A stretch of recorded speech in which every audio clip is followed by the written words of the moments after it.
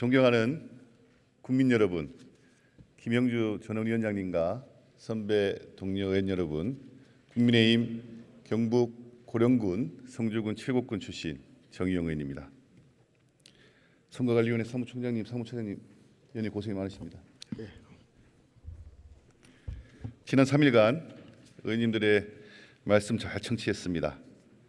다양한 선거제 개편안이 나왔지만 핵심은 국회 신뢰를 우리가 어떻게 회복할지를 함께 고민하는 것이라고 생각을 합니다.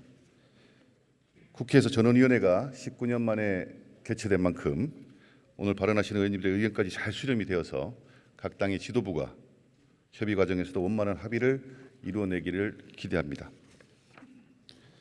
21대 총선 결과를 돌이켜보면 소선거구제의 단점이 극대화한 모습이었습니다. 국회 불신을 가중시켰습니다. 21대 국회 개원 초부터 민주당은 압도적인 의석수를 무기로 국회 운영을 일방적으로 밀어붙였습니다. 법사위원장 문제를 포함해서 상임위 강제 배정, 부동산 임대차 3법, 검수완박법, 양곡관리법, 노란봉투법, 방송법 강행 처리했습니다. 또한 국무위원에 대한 해임 건의안까지 내면서 입법부와 행정부 간의 균형의 원리를 무너뜨렸습니다.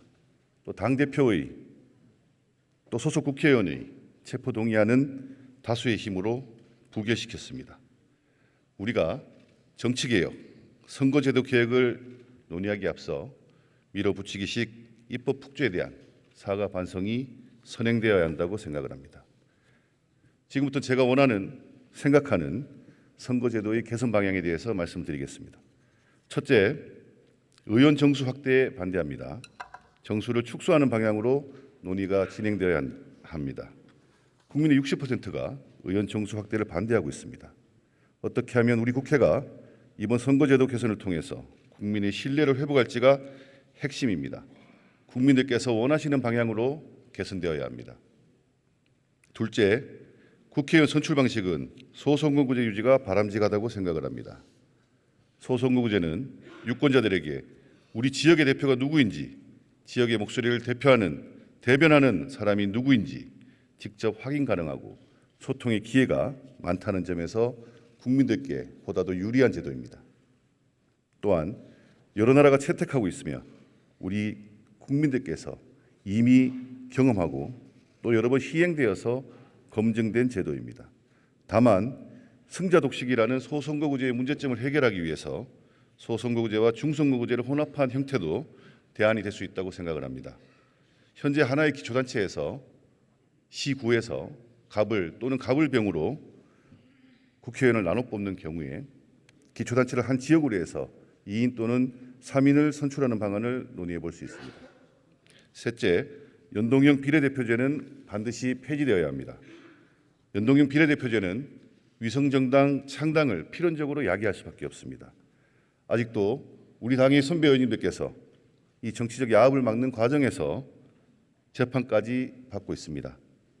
민주당의 진정성 있는 사과, 또 재판을 받고 있는 동료 의원들에 대한 고소고발 치하 등 후속 조치가 있어야 된다고 생각을 합니다. 넷째, 비례대표 선출 방식으로는 동서를 하나로 묶는 권역별 병립형 개방형 방식을 제안합니다.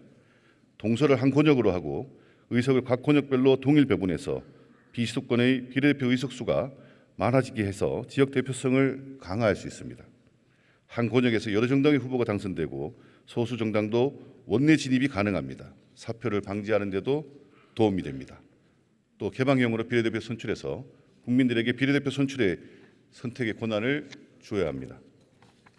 다섯째, 인구 감소와 지방소멸 위기에 대응하고 비수도권의 역차별 문제를 해결하기 위해서 선거구 획정에 비인구적 요소의 면적을 포함시킬 것을 제안합니다.